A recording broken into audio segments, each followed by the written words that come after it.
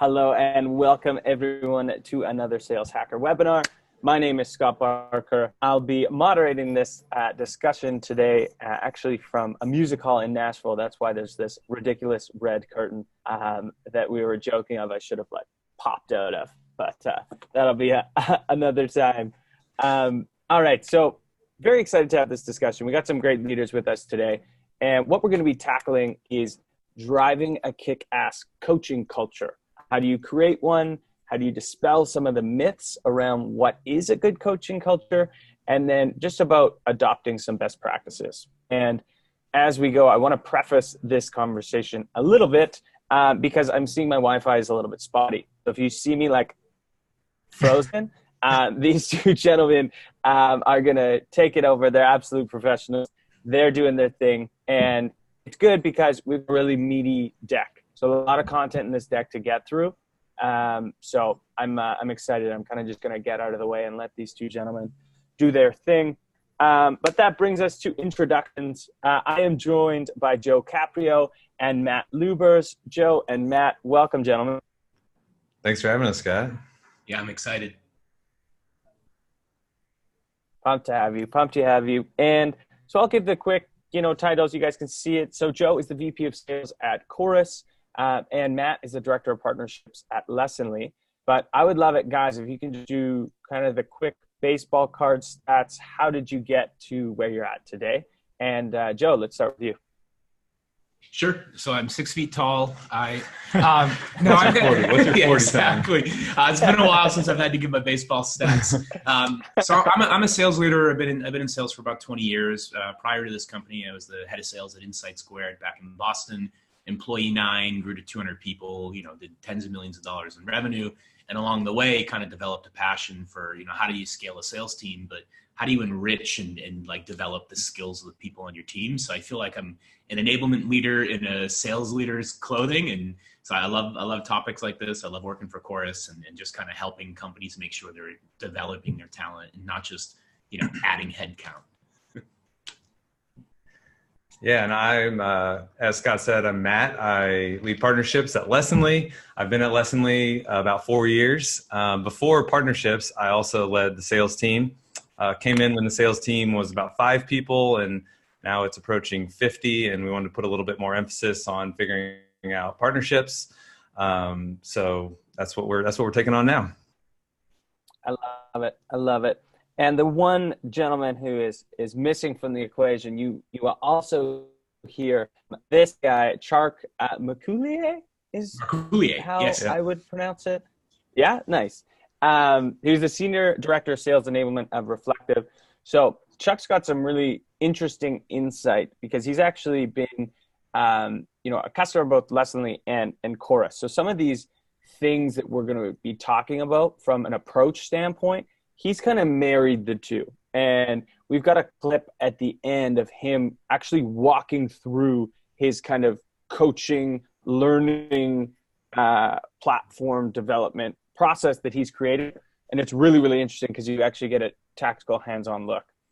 So make sure you stick around for that. But yeah, in summary, why we're having this discussion is, sales coaching is kind of broken in my eyes. 75% of businesses believe that sales coaching is the number one most crucial aspect of a sales leader's role. But when we look at the data, in reality, 47% of managers spend less than 30 minutes per week coaching reps and their teams. So there's this crazy cognitive dissonance, if you will, going on. People are thinking, hey, this is so important, and they're spending no time on it. We all know it's important. So here's kind of the agenda we'll be going through. Number one, just some best practices on training and the value of practice rounds with Matt.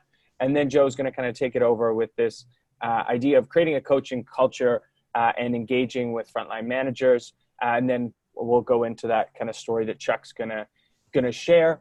And before I hand it over to you, Matt, just super quickly, housekeeping items. Number one, these are all recorded. So if you got to jump off, you got a one-on-one with your manager, you got to close a mega deal, whatever it is, no worries. We'll send this out within 24 hours. And number two, if you've ever joined a Sales Hacker webinar, you know that we do these for the community, right? So we have content lined up, but my favorite ones are always the ones where kind of the community's in the driver's seat. So if you have relevant questions that are pertaining to the topics that we're talking about, please jump on. It always makes it more fun for us if, we're not just talking to each other, but we get to interact with y'all as well. So there's a chat feature, there's a Q&A feature. Jump on now, introduce yourself, title, where you're from. That would be awesome. But without further ado, Matt, my man, why don't you kick us off? Great. Thanks, Scott. Appreciate that intro. And as Scott said, we're pumped to be with you. So I want to share some ideas around how we at Lessonly are passionate about this idea of practice and why we're passionate about it and how it's really helping drive sales teams and sales individuals and then the teams forward. So by way of quick introduction to Lessonly, this is what we're all about.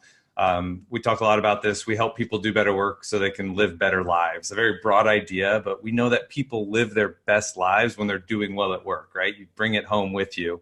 And so we also know that there's this fundamental idea that people show up every day and want to do well at work, right? There's you want to do well for yourself. You want to do well for your team, your manager. You want to do well for your families.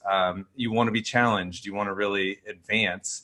But that's where the common disconnect we're finding lives, right? Employers want to thrive as companies and employees want to do well, but employers aren't giving their employees clarity on what good really looks like.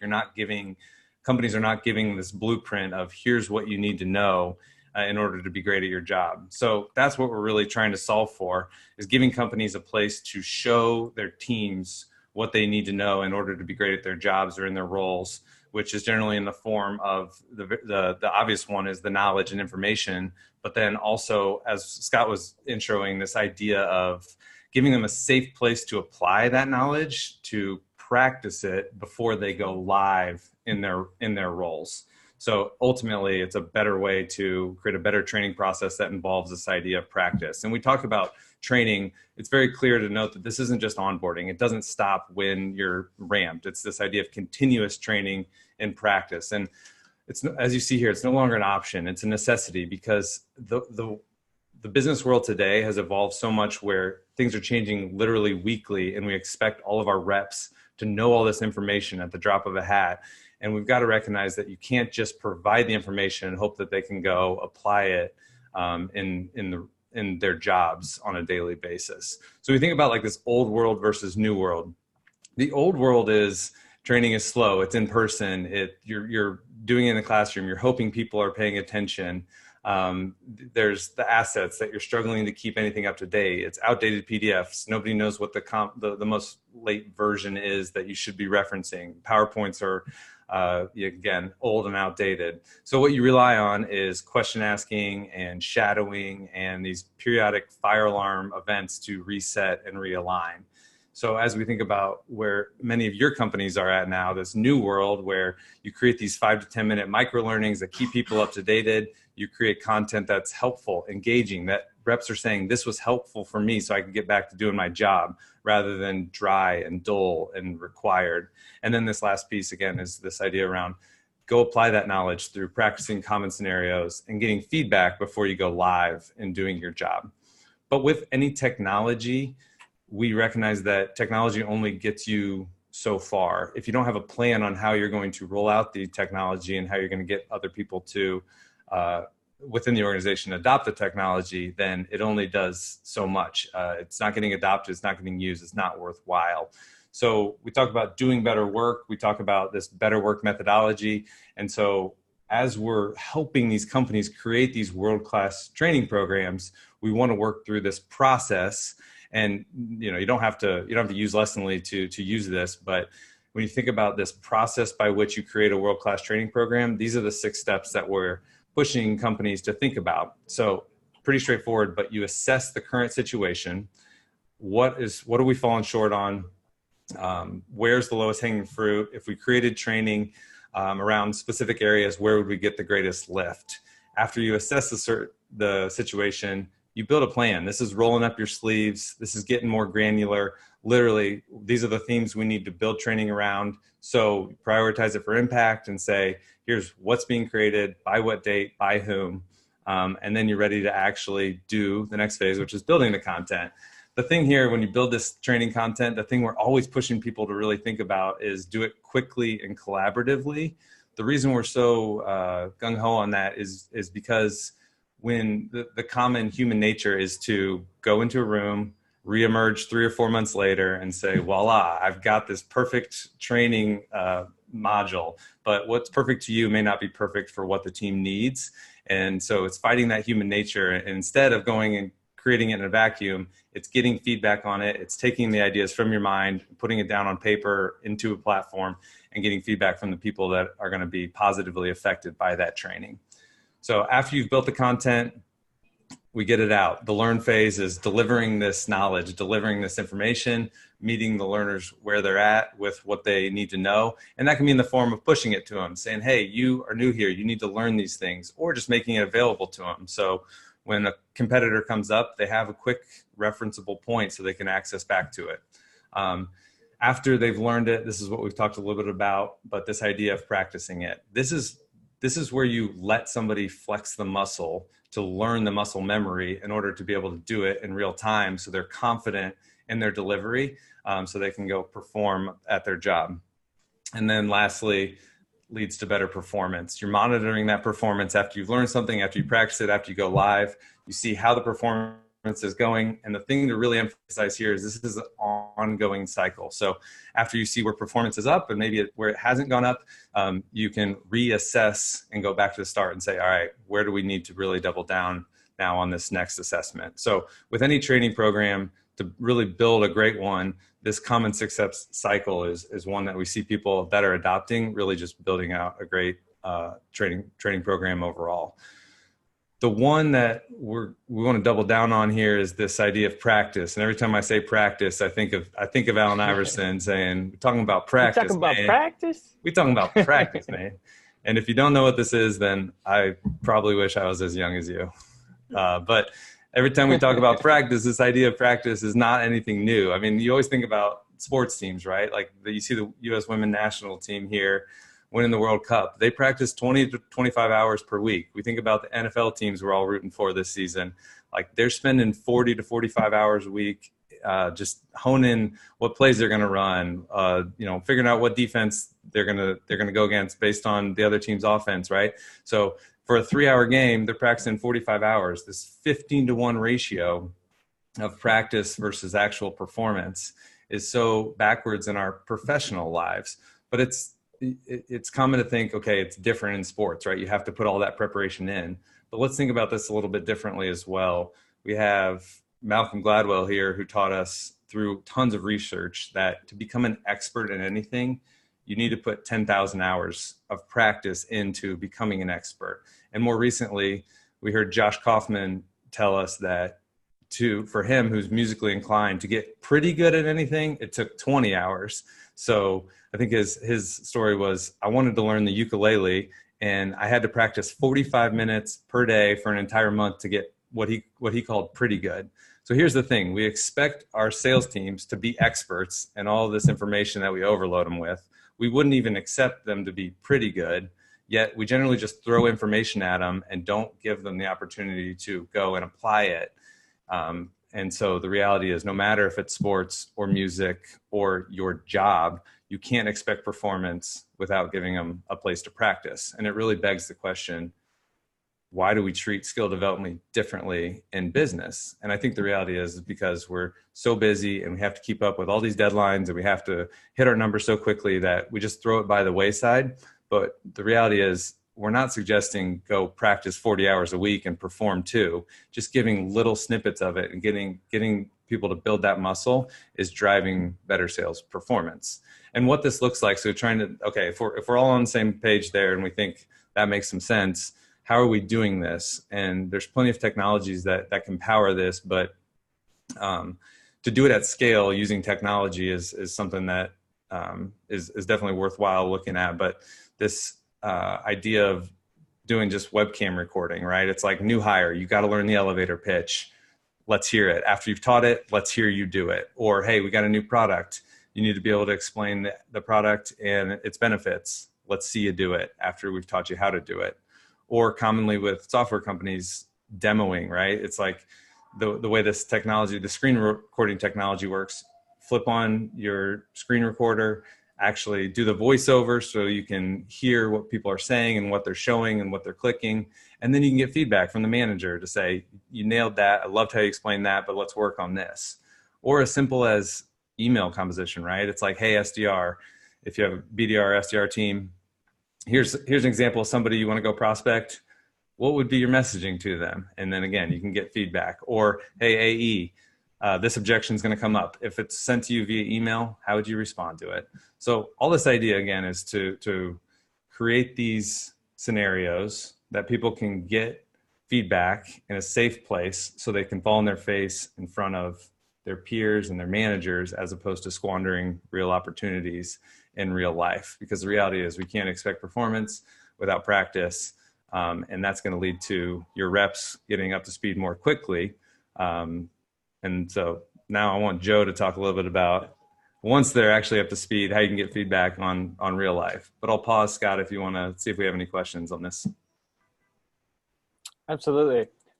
First off, thanks everyone for introducing yourself, and thanks for joining us. I love that framework that you kind of broke down there. It's so important to have the piece that kind of stuck with me is like, you need to incorporate almost just like on-demand piece, and like you need to be able there to teach them when they actually need that learning, right?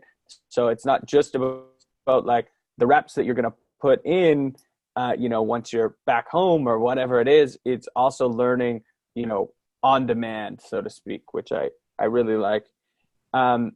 So what I want to do, Joe, before we get to your section, is I want to do some quick polls just to help us frame kind of the second half of this conversation and get people kind of switching the mindset from learning into coaching. And so if we can launch a poll of how many hours per week do you spend in coaching and training? And then number two, and that's for reps. So if you're a rep, do the first one there. And then if you're a leader, how many hours do you spend coaching your reps? I would love to hear you guys, what is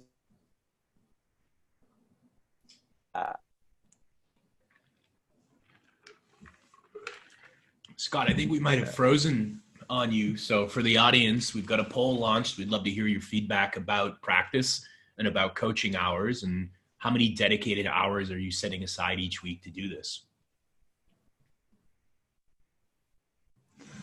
Cool. I think I'm back. Yeah, what are back, your predictions, gentlemen? Joe and Matt. Yeah. John, currently. I'm going to say the results.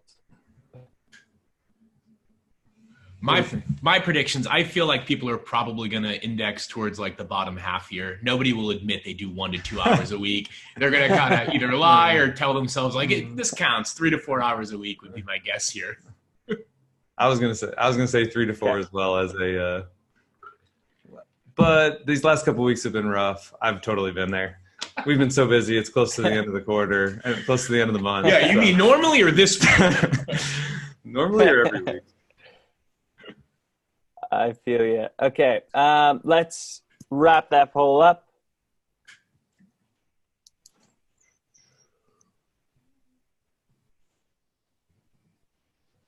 All right, and let's launch one more poll, which we'll share the results in. We'll share all the results in a later date. So poll 2. Sales reps, on a scale of 1 to 100, where would you rank the quality and effectiveness of your current coaching? And sales leaders, same question to you, but how would you rank the quality and effectiveness of the coaching that you're giving? It'll be interesting to see the discrepancies between the two. We'll see how in tune sales leaders are with the quality of coaching. Predictions on this one, Noe?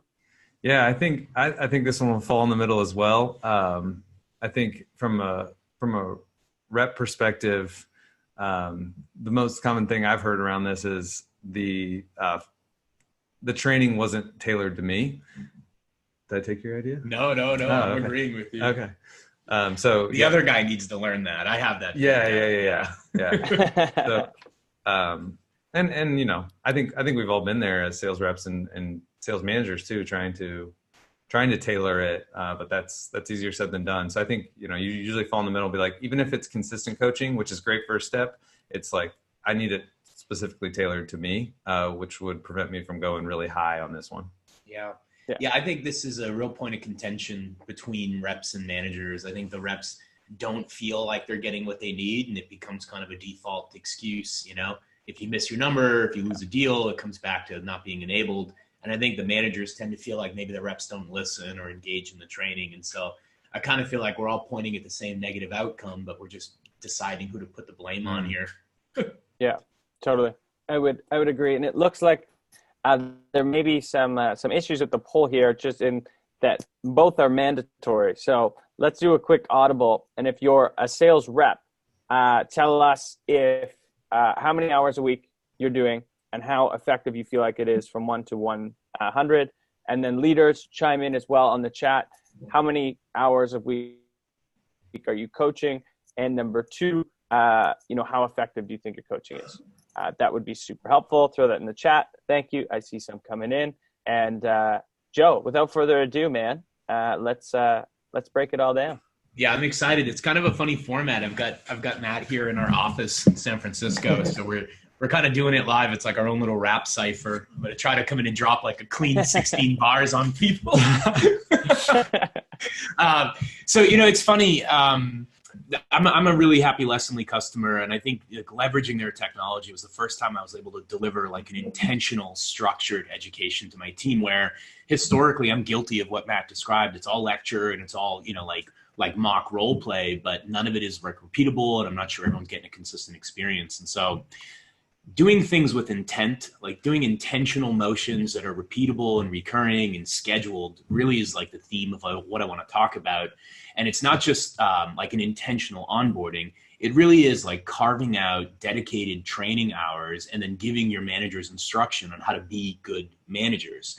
I think a lot of our managers are promoted super reps, and so they default to what they know, which is, you know, working deals. And when you ask them if they're coaching the rep, they think that in working and rescuing a deal, they're also delivering coaching. But the real point here is those are two different motions, you know, like selling on the phone is different than practicing and training. And so what I want to do is I want to cover 3 main topics here that we've sourced from our customers and from our advisors and from partners like Matt. And I kind of want to give your audience a bit of an education on why this even breaks in the first place, and then how to align to, you know, companies your size and your scale to make sure you're making the right investments at the right time. And I'm going to give you 4 really, really practical takeaways that you can take an audit and ask yourself if your frontline managers are behaving this way or not.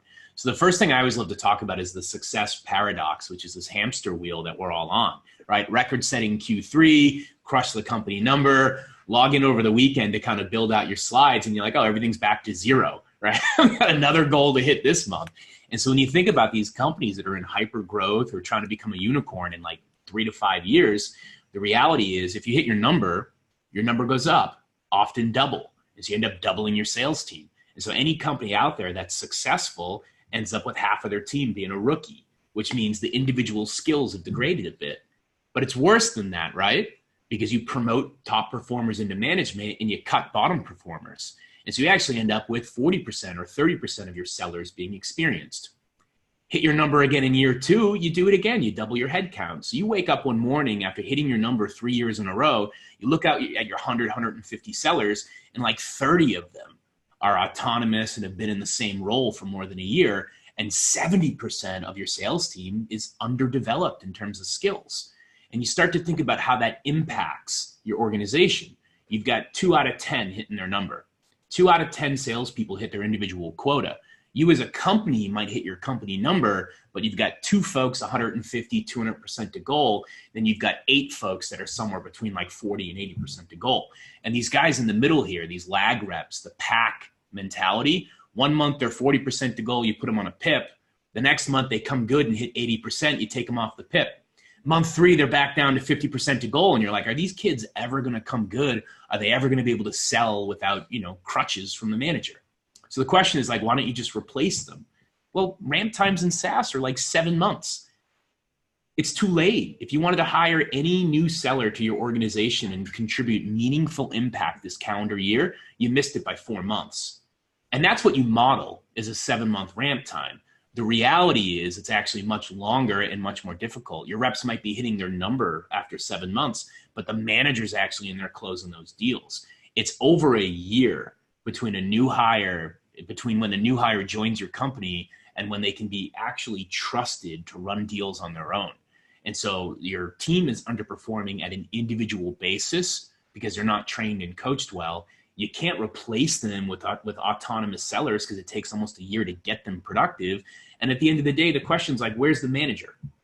I thought the manager was supposed to inspect this stuff. I thought the manager was supposed to coach on this. But in SaaS, we're averaging 8 direct reports per frontline manager.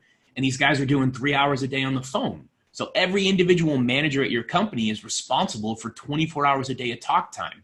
They can't be everywhere. I was a frontline manager. My coaching is plugging in on a call, taking over the deal, winning the deal for the rep, and then at the end I unplug and I'm like, don't pitch it that way next time. That's not what she meant. CC me. I got to make sure this deal closes.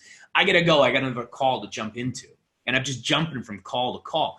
And that like 30 seconds of feedback, right? Off the cuff, a little bit rude. Like that's coaching for me as a frontline manager. It's not sustainable. It's not repeatable. It's not consistent. And people can't absorb lessons in the moment. They're thinking about the deal. They're not thinking about how do I up level this like skill for the rest of my career. So that's what managers think they're doing for coaching. So I'm really, really curious about the poll. We did a survey where we asked salespeople how good their manager was as a coach.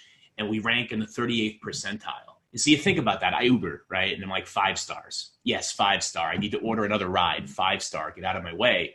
The only time I give less than a 5-star is if I'm actually mad at the driver. I'm trying to hurt the driver. I don't want to take their career away, but I really want them to realize what you did. You drove too fast. You put me at risk. You were rude to me. You're not going to be able to be an Uber driver if you continue behaving this way. That's when I rank a 1-star.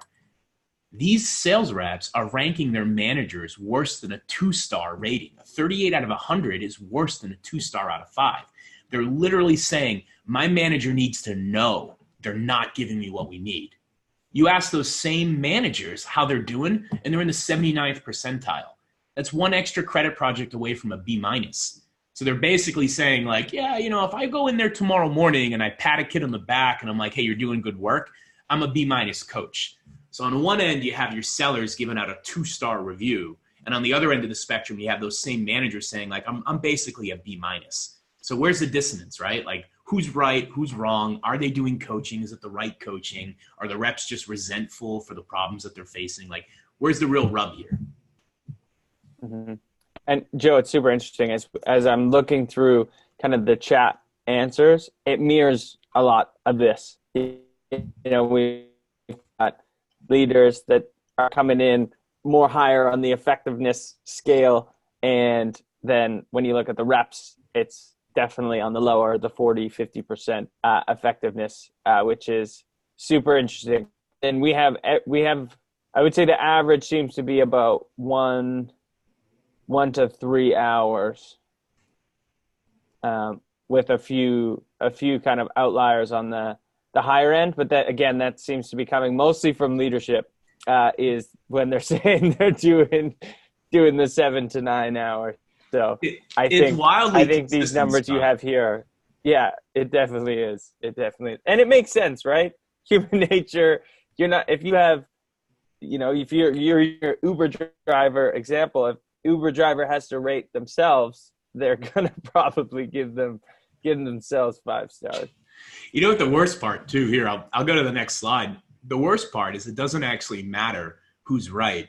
And I believe the truth is somewhere in between. But the fact is your salespeople will quit your organization if they don't feel like they're being invested in. I always tell my frontline managers, like, look, we can't always give them a raise, right? We can't always give people a promotion. We can't give them a title, but we can give them the belief that they're investing in their career, right? Like learning years and earning years, if we give people the understanding that they're going to learn skills and develop abilities that will make them more money for the rest of their career, you have a happier workplace, you have longer tenure for your sellers, you have less turnover, right? And they just do better work because they're motivated, not just by like winning that deal, but also by being a member of this community where you're growing and you're enriching your skills. So it doesn't matter who's right. What matters is the perception that your people are being developed and that they're learning. It's not just your paycheck. It's not just your title. This is a career that you're on right now. So that's really where we want to preach. And so I think back to like why this is hard for me. So I have a background in enablement, and yeah, like the bane of my existence is the frontline manager. And I love salespeople. I love sellers, and I love sales managers. They're typically the most productive sellers and the most ambitious that get promoted. These are the killers. These are your bankers. Why then do they suddenly just stink at their next job? And the reality is it goes back to accountability. Like they believe that enablement and training is supposed to do this in onboarding, which is a fallacy. Like you can't learn in your first 30 days and then go be productive. This is ongoing and continuous development. And so really it comes down to just aligning to a basic maturity model and thinking about like what do best in class companies do and how many months away am I from being that size or that scale? And so I put some J curves on the board. I have a background in venture capital. So like I always think in terms of like, what round are you on? But not everybody's on venture funding. So we can also put in head count and we can put in key hires. So you ask yourself like, where on this chart from left to right, where are we? Are we a super early company? We just hired our first sales leader. We're finding product market fit. We're a little bit later. We've taken in some capital. Now we have an operations team as well. And we're starting to grow. Or we're like, late stage, we're mature, we're like pre-IPO, or we're at least like at scale. And when you look at what these companies are doing at that point, you can really start to drill in and align yourself to what type of organization are you today. And again, it's about intentional, scheduled, dedicated time to make sure that you're developing the right programs for your company. So as you go from early stage, I've been the selling VP of sales, right? Where everything comes down to me and I do everything through lecture, and my Monday morning stand up includes like 10 minutes of a talk track, right? And then as I've grown, I've added some scaffolding around me. So now I have frontline managers available to me. I can have other people contributing to the training. My product's more mature, like my buyer personas have started to get bifurcated a bit. And so all of the training and the education I do is split across products and verticals and segments, and it's also delivered by multiple people, which allows me to assign more work. So now we have dedicated case studies we review. We have like mock calls that are scripted. As you start to really grow out and get in, like really become a mature enablement focused organization, you probably hire ahead of enablement. Or if you're a little bit behind, you're not hiring enablement as early as you should. Maybe you've got one sales leader that's just really passionate about education, and you kind of have this like either nominated or hired pure head of enablement. And then the onus changes. It's less important that you're just doing training, and it becomes really important that you're doing it through metrics and you're tracking. And so you're tracking how much you do, you're tracking adoption and change in the seller's real world behaviors, and then you're seeing if that impacts your bottom line. And so where are you today, and how much time do you have to get to the next phase and make sure you're making the proper investments? So I've got 4 really tactical programs that frontline managers will engage on if you educate them and teach them how to do this. And so every frontline manager does deal inspection. It typically happens in the one-to-one, and also maybe over the weekend, they're like pouring through Salesforce data. Are they doing it intentionally though? And are they doing it against the same program? Are they taking that deal inspection and up-leveling it into a skill development assessment? So if I keep giving you feedback that you're not multi-threading, or I keep giving you the same feedback that the reason you're losing this deal is you haven't established value in the beginning. But if I'm consistently fixing deals for the same reason, am I then taking that and building out an education program to help you with that skill? Is my one-to-one scripted? Do I actually know what I'm supposed to cover? And is it consistent every week? And then to Matt's point, like how personalized does my coaching become? Does everybody get discovery training, even the reps that do great discovery? Or am I identifying skill gaps to the earlier, programs and then giving coaching based on specific skill gaps? So I think about the deal inspection. I think of my friend Sean at Clavio, another Boston-based company. They're not a medic shop, but you think about your sales methodology. We all do this, BANT, MEDIC, or some homegrown methodology. And then you map that to your stages. And, I think we're all mature enough at this point that we're thinking buyer-centric stages lead to very specific inspection or criteria from the seller. So you know what they want to talk about through the methodology, and you know when in the sales motion you want to talk about it. Then you get to the one-to-one, and the manager's like, hey, tell me about that deal. What's going on? And it's like a free-form organic conversation instead of running them through a process the same way every time. If you inspect deals through the same paradigm each time, your sellers get trained to think about their deals in that paradigm. And then your deal inspection is less meandering, rambling, like, oh yeah, I called them last week. She loves me. She totally gets it. I told them this, and it's a 5-minute conversation about what you said. I'm like, dude, I don't care what you said. I want to know if you hit these milestones and if the deal's progressing. So give your managers the framework. It's already in Salesforce. It should be in your training program, but are your managers actually inspecting deals the way that you've designed your sales process? And in doing so, again, are they pulling out the key topics that they keep having to go back to? I keep talking about discovery. I keep telling you how to do better discovery. Well, am I ever going to put you into a discovery course? And so I love Peter from Lucid. He talks about managers want to coach the deal. They don't want to coach the rep. I love this quote. We've all said it before, but it's true. Like, I'll rescue a deal. I'll take over a deal. But does that actually mean I'm teaching the rep anything, or am I just continuing to bait and cast their hook for them? So up-level the deal inspection into a skill development program. And if you follow Matt Cameron in Sassy Sales Management at all, he'll actually script out the entire one-to-one. And so he'll say, the first thing you do is you review the forecast. Here's a link to your forecast. Then you go deep on stage 1 deals. Then you go deep on stage 2 deals, et cetera, et cetera. And at the bottom of this document that he provides, he actually has a link out to coaching. And so every month I know that, Kat's working on her discovery and, John's working on his next steps. And so at the bottom of my one-to-one, I have a place for my frontline manager to make sure they review that skill. Dedicated, scheduled, recurring coaching time separate from deal time, and you make it really public, and you make sure everybody knows that we're investing in skills here. So then I look at Misha McPherson from Humble Grit Sales. She's my absolute lighthouse in sales enablement. I take a lot of my ideas from her. She's my guide. She talks about the importance of accreditation and personalized coaching. And so this is a real Google Doc that I've shared with the audience today. I have every single one of my sellers and managers align on a very specific skill, and it rolls over each month. And at the end of the month, they write a status report. This is what we focused on. This is what I learned. Here's an example of me exhibiting that behavior in the real world. And every month we roll it over. And this does a couple of things. It shows the reps that I give a shit and that I care. It gets buy-in from the sellers that they want this training. I'm not just shoving, broad strokes training at them. They're picking a skill that they believe would get better. And then it links out to the asset, whether it's a lesson lead path or like a mock role play that we do, or a playlist and course. Like, go watch this top performer do it 10 times in a row and then tell me why you can't do this the right way. So again, it comes down to thinking about how are you inspecting your deals? Does that lead to a skill development conversation or not? Are you giving your managers a roadmap in the one-to-one? And then what recurring assets do you use? Because no matter how many sellers you have, there's less than 10 key skills you're going to focus on no matter what. And so you need those 10 assets available, consistent training across the board. Hi, my name's Chuck Marc Coolio.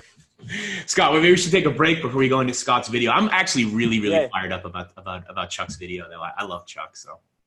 Me too, man. I'm just loving this right now, and took notes of 2 things. The success paradox I find very interesting and very true, and something that I hadn't fully put together. And I think at Outreach right now, we're kind of going through this. There's a lot of new bodies, and it's because we kept crushing it. So it's like a really good thing. But then you wake up and you're like, whoa. The better you do, the harder it gets.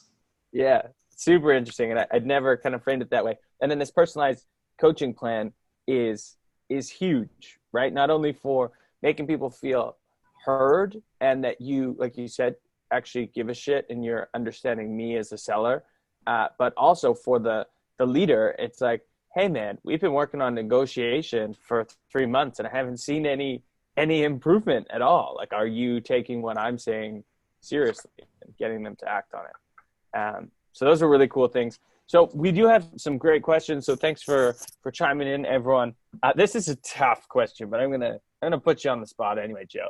And this comes from Amanda Rock. Amanda, thanks for the question.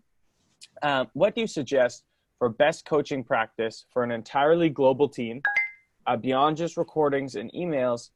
My entire team is remote, so our time is limited to a half an hour per week. That's it. So I guess it's, in my eyes, the question is, if I have half an hour a week via Zoom, where's my time best spent? Is kind of what I'm reading between the lines. Yeah, I get this question a lot, actually, but my team's distributed as well. I've got a third of my sellers in the Boston office, a third of my sellers in the Boston office, and I have a third of my sellers in the San Francisco office. And then I have a third of them are legit distributed, work from home, like all over the country. And I don't know that means you only have 30 minutes a week. I think you have 30 minutes a week if that's what you schedule. And so I think the first thing I would question is, does a distributed team mean that you can't do dedicated training? You might think about carving it up by time zone and just doing the same session, 3 times in a row. You might think about, like, what other areas could you do training? And then ultimately, the one thing that I've learned, because I've run distributed teams twice now, is asynchronous coaching is good. It might actually be better. You don't always need every single person in the room at the same time, especially like leverage technology like an LMS, and you could do this on people's own time. And I actually find that distributed reps are more likely to engage in video and recorded training assets. So I think beef up your tech stack if you don't have it, and if you do have it, then those vendors should be helping you build out like repeatable asynchronous training approaches. Mm-hmm. Yeah, I think that's a great answer, and kind of challenges the core of her assumption, which is we only have 30 minutes. So maybe I read Challenger Sale. They told me they were going to invent a 6th personality type, which is just Bostonian for me. So I hope it's not too much Challenger. I love it. No, I love it. Okay, I would love to let's hear from Chuck. I know he's always got some interesting things to say, and I'm very excited to get his perspective, because it's kind of going to marry these two concepts together. Yeah, no, I'm excited for this. So Chuck's newly joined Reflective. They're going through like a lot of changes and growth as a company, and he took an assessment of his tech stack and his training program, and he called me and he said, "You guys got to get a load of what I'm doing with you plus Leslie." And I'm like, "This is content. Like this is a webinar." So we're gonna play it now, and I hope people enjoy it. So here's Chuck from Reflective. Hi, my name's Chuck Collier. I'm the Senior Director of Sales Enablement for Reflective, and thank you for the opportunity to share with you my experience with Lessonly and Chorus. Let me share with you a little bit about Reflective, and then I'd like to share with you a little bit about my experience with Chorus and Lessonly, and how specifically I'm using these tools together in order to be able to help our organization.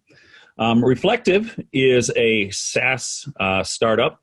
We're about 6 years old, Series C, pre-IPO, and our mission as an organization is to help employees and managers work better together. We're in the HR space. Specifically, our tool is designed in order to help managers and employees with performance management, employee engagement, and HR analytics. Our primary customers are HR directors and managers. But that's not the interesting part. The interesting part is what we're doing internally. Specifically, my role within the organization as the Director of Sales Enablement is to help build salespeople, pretty much like most of yours out there if you're in sales enablement. And I was brought into the organization at an interesting time. Like I said, Reflective is a 5-year-old pre-IPO SaaS company. And they were, just like most SaaS companies, pretty much they came upon a really great product that they went out to the marketplace and grew like crazy. And then all of a sudden they hit a dip in that growth, and they realized as they went from their Series B to Series C that they had to put some processes in place, and they had to put some technologies in place in order to be able to really scale that growth and take it to the next level. And that's when they bring in people like me into sales enablement in order to be able to document the processes and to put some plans in place and put some technologies in place in order to make a sustainable, repeatable process. So I joined Reflective in February of 2019. A little bit about my background is I've been in SaaS sales leadership, and sales enablement for 25 plus years. About 10 plus years in sales and sales leadership with I spent my first 20 years with ADP, the little payroll company. And then I went over to Avalara, which is a SaaS sales tax technology company, as their director of sales enablement. Then went to Smartsheet and then came over to Reflective. But one of the things that I've learned in my, I would say, 15 plus years in sales enablement is that most companies struggle with a documented, sustainable process for not only just bringing people on, but going from bringing people on to promoting managers, bringing managers into the organization.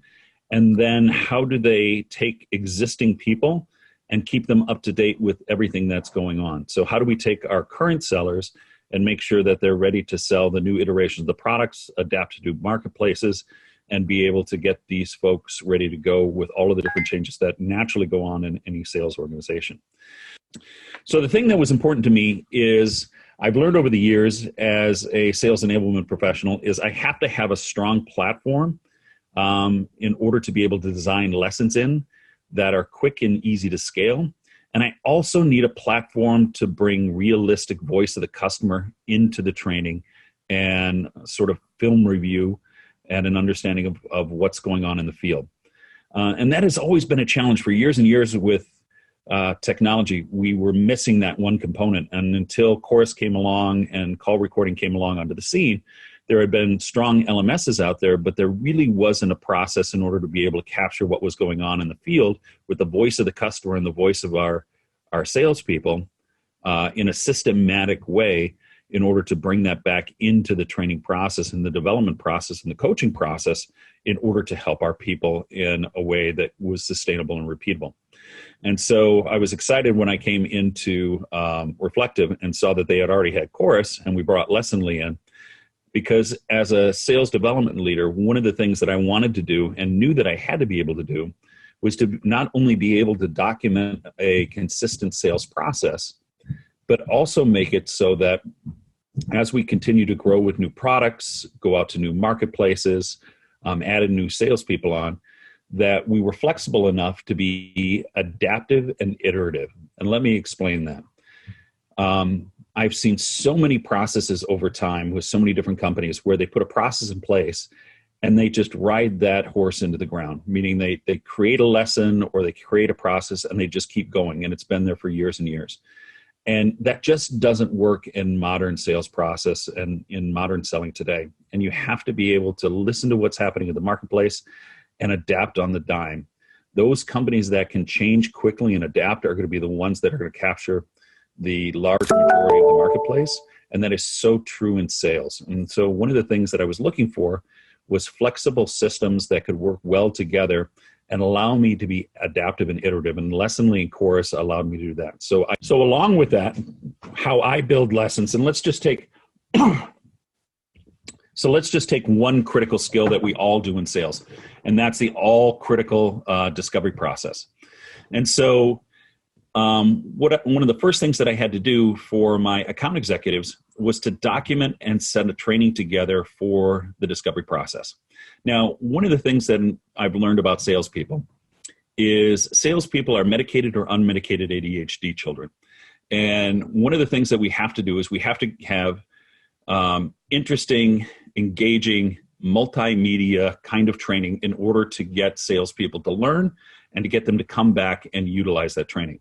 And so that was one of the things that I liked about Lessonly. Lessonly allowed me to use multiple media, to use highly engaging training processes and put it into one system in order to document what we wanted them to do for best practices for discovery. And that's the key. You have to document what you want your salespeople to do and tell them step by step, turn by turn, what is it that you're asking them to do. Then what you want to do is you want to move over and take a look at, now that you've documented it, is it really being done in the field? And so we go over to Chorus, which is our call recording tool, and we look at all of the discovery calls that are going on within out in the field. And learning is I should back up and say, one of the biggest critiques that salespeople have of training is it's hypothetical or it's theoretical and it's not applicable to the field. Well, taking chorus calls, the live voice of the customer in the real deals, and bringing that back into the training and inserting it into the training absolutely kills that critique. And so one of the things that we've learned to do is to take the chorus calls of their discovery calls, so the best discovery calls with the clients where we've been successful, to clip those discovery calls and insert that in the training to prove that the process that we're putting in place actually works and interacts well with the customers and can help move the sale along, because it's right there in the voice of the customer, in the voice of our most successful salespeople who they're seeing in the leaderboard day in, day out. And so we take those chorus calls and we let them hear them incomplete, but then we also break those chorus calls down into components, and we edit those chorus calls down into small segments, and we put it with the instructions of what they should be listening to and then what they should be executing against. And then we put practice scripts into Lessonly where we ask them then to execute against those scripts. So for example, what are the things that you want your salespeople to be able to talk against? So in our case, within a discovery call, you want them to be able to say a quick and easy elevator pitch in order to be able to set sort of a guideline of who we are right early on into the call after the agenda. So we have a couple of clips where some of our salespeople have done a great job in live calls of what their elevator pitch is. We put an elevator pitch in documentation within Lessonly of a couple of different formats, and then we ask them to turn on their camera and actually say a couple of different elevator pitches, and then we ask them unscripted to share their elevator pitch. And that gives them the practice of here's something that you need to be able to execute against. We do that same thing for the being able to tell the reflective story of who we are as a company. We do the same thing for the ability to tell a company story of a specific customer who illustrates a great example of one of the features of the results that we're able to deliver. And we do that several times within the practice scenario. Now that we've got the lesson incomplete and we've put them all the way through the training that we want within Lessonly, we have to release them to the wild and actually give them the practice to go try testing, flying the plane, so to speak. So what we do is we then start recording them back again with chorus to see if they're able to execute to the standards that we've put them through within the Lessonly path.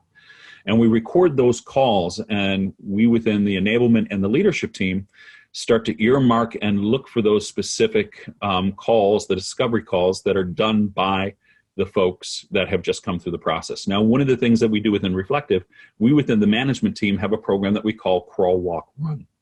And so the first three calls, the manager will sit down with every new hire and say the first three calls that an employee does in the discovery process, the manager will actually run them for the new hire. Then the next three calls, the new hire will run the call, but the manager will be on the call to help assist. And they'll do half and half. And then the last three calls, they're pretty much running them with the manager being sort of like the weatherman. And when I say the weatherman, that is the only way that the manager is supposed to pipe in is if there's a specific question. So what does it look like outside? Well, sunny and warm, Bob, back to you. And that's all captured within the chorus calls, and we can see how that process is going and seeing if the person is making the progress within the discovery call according to the process, according to the documentation, or should I say the standards that we have on what a discovery call best practice should be. Then after those 9, we're pretty much looking to see what the person's doing, and if they're doing it right, we're letting them go, and we're monitoring and we're coaching them on the discovery calls and monitoring them as they go through the sales process. If they're still struggling on parts of it, we're putting them back into specific lessons within the Lessonly path in order to help reinforce the process.